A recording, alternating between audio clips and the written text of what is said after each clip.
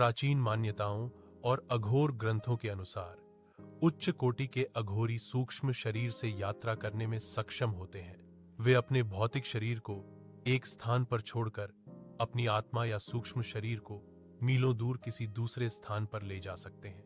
कई बार हिमालय की गुफाओं में ऐसे अघोरियों के होने का दावा किया गया है जो सैकड़ों वर्षों से एक ही स्थिति में ध्यानमग्न है। अघोरी अक्सर मृगचर्म हिरण की खाल पर बैठते हैं।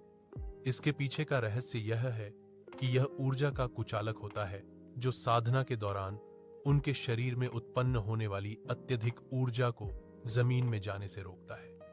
उनके पास जलने वाली धूनी, पवित्र अग्नि कभी बुझने नहीं दी जाती। माना जाता है कि इस आग की राख में चमत्कारी गुण होते हैं जो किसी भी बीमारी को जड़ से खत्म कर सकते हैं। अघोरियों का मानना है कि श्मशान में केवल लाशें नहीं होती, बल्कि वहां ऐसी आत्माएं, यक्ष और शिव के गण भी होते हैं जो आम आंखों से नहीं दिखते। अघोरी अपनी साधना के बल पर इन अदृश्य शक्तियों से बात करने और उन्हें वश में करने का दावा करते हैं।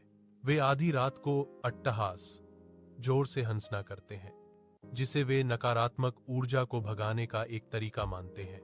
अघोरी मांस, मदिरा और अन्य वर्जित चीजों का सेवन साधना के रूप में करते हैं। इसके पीछे एक गहरा रहस्य है।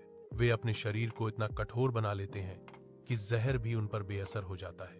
वे इन चीजों का सेवन स्वाद के लिए नहीं, बल्कि अपनी इच्छा शक्ति को टेस्ट करने के लिए करते हैं कि क्या वे घृणित चीजों को खाते हुए भी अपने इष्ट शिव के ध्यान में एकाग्र रह सकते हैं। कहा जाता है कि एक सिद्ध अघोरी के मुंह से निकली बात कभी खाली नहीं जाती।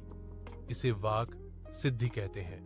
यदि कोई अघोरी क्रोध में कुछ कह दे तो वह श्राप बन जाता है। यदि वह प्रसन्न होकर कुछ कह दे तो वह वरदान की तरह काम करता है।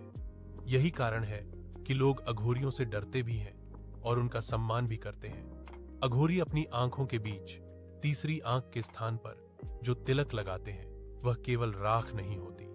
वे उसे चिता की ताजा भस्म और कुछ गुप्त जड़ी बूटियों को मिलाकर तैयार करते हैं। माना जाता है कि यह तिलक उनकी तीसरी आंख को जागृत रखता है, जिससे वे भूत और भविष्य को देख पाते हैं।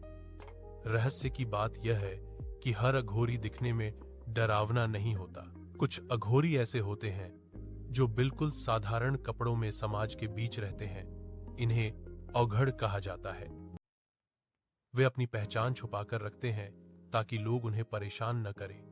वे आपके बगल में बैठकर चाय पी रहे हो सकते हैं और आपको पता भी नहीं चलेगा कि वे एक महान सिद्ध साधु हैं। अघोरी जब अपनी साधना पूरी कर लेते हैं तो वे अपनी छाया को भी वश में कर लेते हैं। माना जाता है कि सिद्ध अघोरी की परछाई कभी कभी जमीन पर नहीं पड़ती या वह अपनी परछाई से काम ले सकते हैं।